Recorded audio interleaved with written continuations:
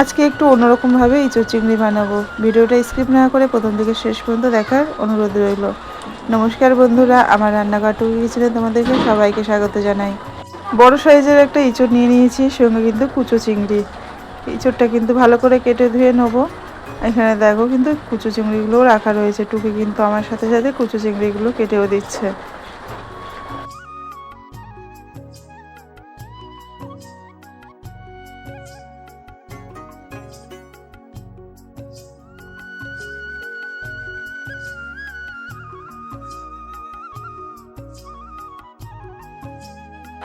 চিংড়ি মাছ আমার কাটা ধোয়া হয়ে গেছে। এবারে কিন্তু ইঁচড়গুলো আমি একটু লবণ হলুদ জলে ভিজিয়ে রাখবো। ভিজিয়ে রাখার পরে আমি একটু প্রেসার কুকারে দিয়ে সিদ্ধ করে নেবো।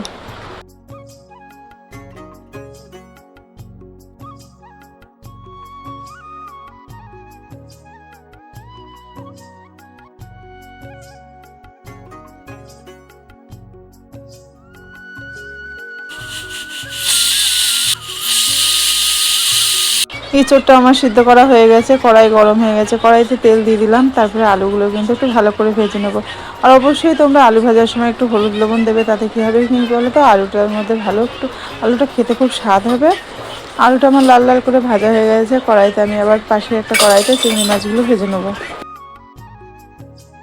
ফোড়নে দিলাম গোটা গরম মশলা, জিরে, তেজপাতা। ফোড়নটা হয়ে যাওয়ার পরে দিয়ে দেবো পেঁয়াজ কুচি। ভালো করে লাল লাল করে কিন্তু পেঁয়াজ কুচিটা ভেজে নেবো।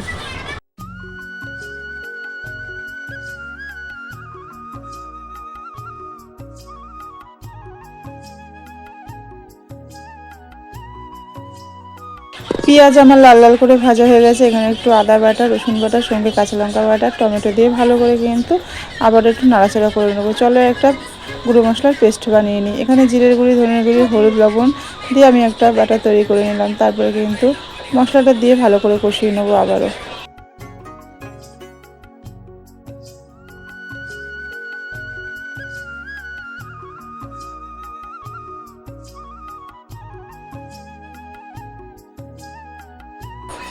এরপরে ভেজে রাখা আলু আর সিদ্ধ করে রাখা ইঁচড়গুলো দিয়ে ভালো করে কষিয়ে নেবো।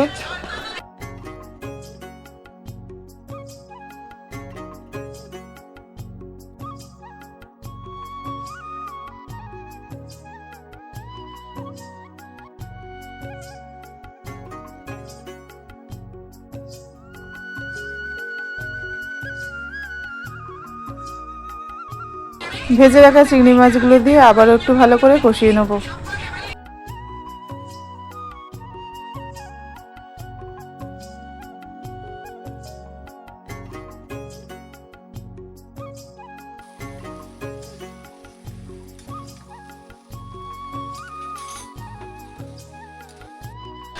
এরপরে গরম জলটা আমি পরিমাণ মতো দিয়ে দেবো।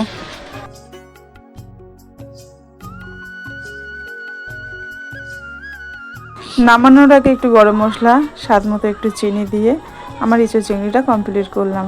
তোমাদের আমার ইঁচড় চিংড়ি কেমন লেগেছে অবশ্যই কিন্তু কমেন্টে জানাতে ভুলো না। আমাদের টুকি কিচেনের রান্না তোমাদের কেমন লাগে অবশ্যই কমেন্টে জানাতে ভুলো না। সুস্থ থেকো, ভালো থেকো, আর প্লিজ চ্যানেলটা সাবস্ক্রাইব করে দিও।